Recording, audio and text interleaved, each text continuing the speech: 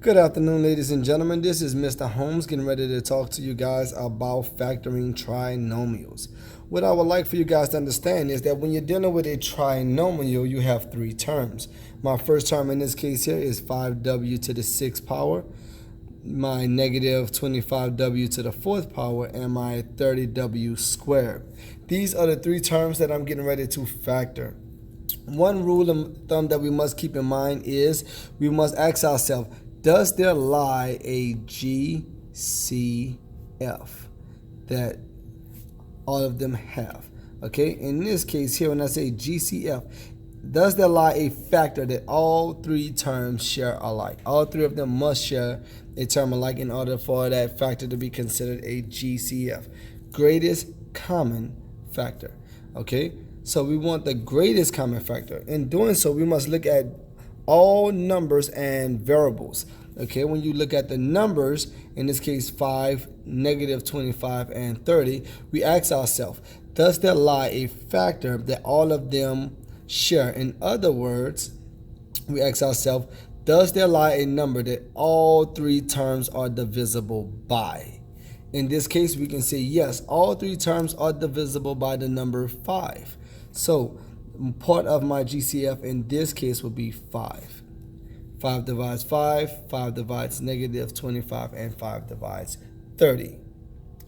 Now, when you look at your variables, we ask ourselves, does all of these terms have a variable in common? In this case, it does. And it's the variable W. Now notice, we want the greatest common factor, so we want to take out as many W's as possible.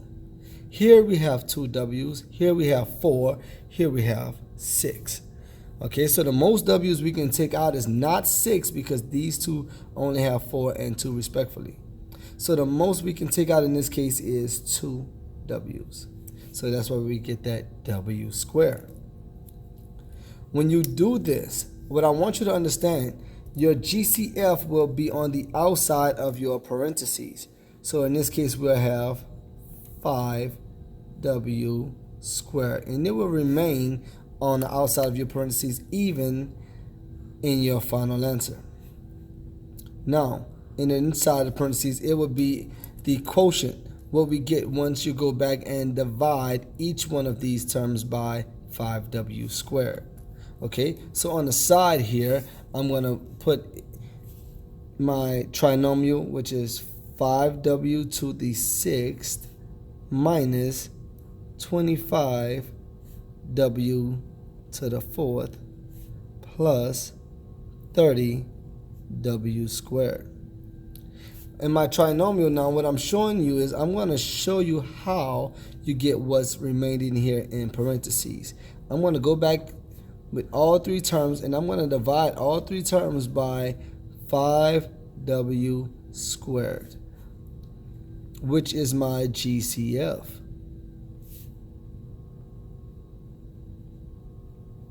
When I do so, I'll divide coefficient by coefficient, variable by variable. So when I divide, I'll do 5 divided by 5, which will be 1. W to the 6th divided by w squared. Excuse me on the lighting. W to the 6th divided by w squared. Please keep in mind that when you divide variables, you subtract the exponents. The exponent in your numerator minus the exponent in the denominator. 6 minus 2. This is how I get w to the 4th power. We have 1 w to the 4th power minus 25 divided by 5 gives me 5.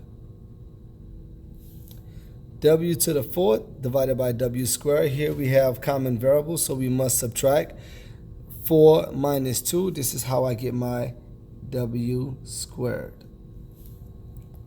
Plus 30 divided by 5 gives me 6. W squared divides w squared one time. Also, you can say w to the 2 minus 2, which is w to the 0 power. And what you've learned from Algebra 1 is that anything raised to the 0 power is equal to 1, and 1 times 6 is 6. However you look at it, your quotient in this case would be 6. So w to the fourth minus w squared plus 6 is your quotient when you divided your trinomial by your GCF. Now, if need be, we can pause right here, allow you to rewind what you have already witnessed and allow it to process. Okay, once you do so, we can go ahead and press play and push on. Now, once we are here, your GCF will stay with you until you reach your final answer. So my next step, I know I will have my 5w squared. What I want you to notice here, you have a trinomial. Your trinomial is written in standard form. So in a different color here, what I'm going to do is I'm going to write what it means to be in standard form, okay? So when I say standard form,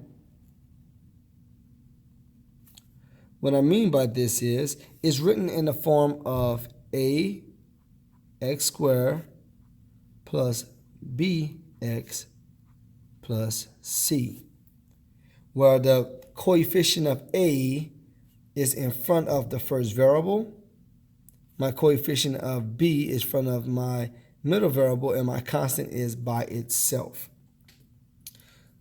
What I also want you to notice here that you do not see a number. However, you should understand that 5 divides 5 is 1, so there's a 1 in front of a variable. So when you do not see a number in front of the variable, that number that lies in front of that variable is equal to 1. So in this case, I want you to understand that the a value, which is the coefficient of your first term squared, is equal to 1. So when I divide this here, when I factor this trinomial, this is how you factor a trinomial when the value of a is 1. If it's possible to be factored, that is. When the value of a is 1, you're going to take this term, w to the fourth, divide it in half. In this case, you get w squared. And you will put w squared in each set of parentheses. So here I have w squared. Here I have w squared. To get the two terms that goes in both sets of parentheses, what I must do now, because the value of a is 1, I need to find two numbers that multiply. And I'm going to put this little red dot here. That red dot means to multiply. I'm going to find two numbers that multiply to give me the value of c, the term that represents c, which in this case is 6. But those same two terms, in other words, factors, must add to give me my b value. My b value in this case would be -5. Now, knowing how to multiply well definitely help you in this case. If you don't know how to multiply, it can be kind of a struggle, but you can still do it. All right, I believe in you. My two factors that multiply to give me 6, but those same two factors must add to give me a -5. Okay, because it's negative, when you add, clearly my terms will be negative. And both terms will be negative because when you multiply, you're still going to end up with a positive number. As we all know, a negative times a negative gives us a positive. So these two factors would be -2 times -3. -2 times -3 does give me a +6 that checks out. And -2 plus -3 does give me a -5. Because both these checks out, I have both my factors that will now go in each set of parentheses. It does not matter which factor you choose to put where, as long as you put them both in the parentheses. So my factor here would be -2, so I will put -2 here. And -3, so I will put -3. Now we have two binomials with a monomial on the outside. That monomial on the outside should represent the GCF, my greatest common factor. So there you have it, guys. We have just factored a trinomial when the value of a is 1. Again, whenever the value of a is 1, you are to Open up two sets of parentheses if this trinomial is possible if it's possible to factor this trinomial, excuse me. And once you open up the two sets of parentheses, whatever this term is, divide it in half. Divide that exponent in half, so we have w squared and w squared. And to get my two terms that lies in the middle here that you now see in red, we find two numbers that multiply to give me the value of c, but those same two factors must add to give me the value of b. That's where we get the -2 and -5. I hope this video was able to help you and assist you with factoring trinomials. If you know Mr. Holmes, you know what I'm going to say. I hope you enjoyed this video and have a blessed day.